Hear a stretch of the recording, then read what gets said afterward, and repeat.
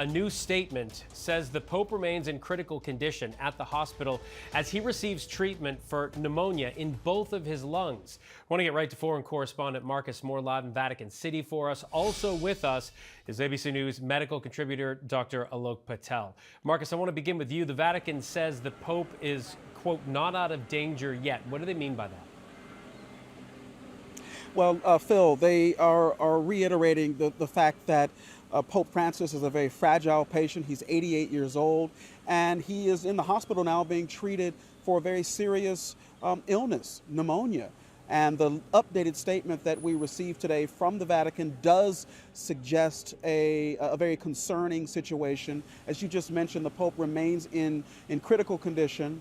And a statement that we really want to home in on this evening is the bit where they say that his prognosis is reserved, that doctors remain reserved about his prognosis. So that gives you some sense of really how serious this is and how concerned they are.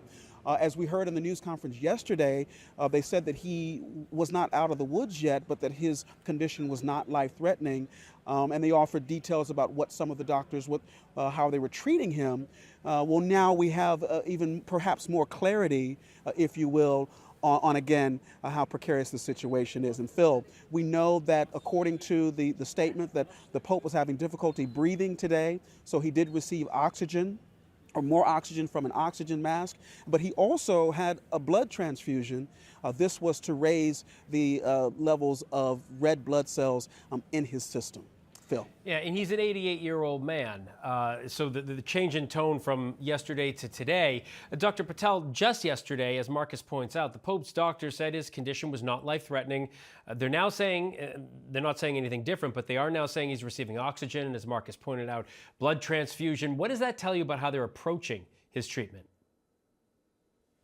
You know, Phil, what we can say without speculating is that this is why it's so important that we keep patients in the hospital and closely monitor for any clinical changes. Now, regarding the Pope, we've heard these terms thrown around regarding his lungs and any underlying conditions such as bronchitis, pneumonia, and now the specific phrase they used was an asthmatic respiratory crisis. And as mentioned, he needed a little bit of high flow oxygen. So that's oxygen that can be heated, humidified, and maybe delivered through a mask to support his lungs. This just goes to show you that how much those pulmonary conditions can change day by day and why monitoring is so incredibly important.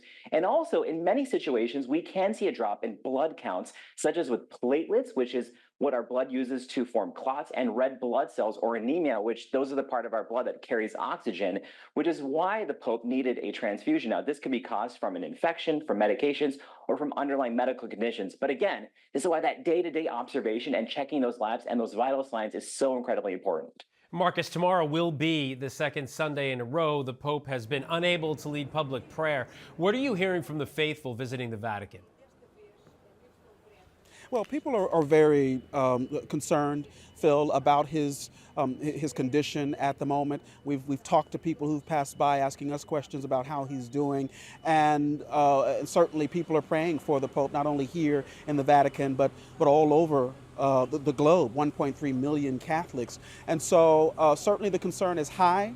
And just like Dr. Patel was just mentioning, this does remain an unpredictable situation in a sense. And I think everyone is well aware of that. But they also know that Pope Francis is someone who likes to stay busy. And even in the midst of all of this, the Vatican has said that he's continued with his duties. In fact, he spent much of the day today in an armchair at the hospital. That's according to the Vatican. So while this does remain very serious and the days ahead could be challenging based on what we're hearing from the Vatican, people here are still hopeful that he will make a full recovery, Phil. All right, Marcus Moore from Vatican City and Dr. Alok Patel, thank you both.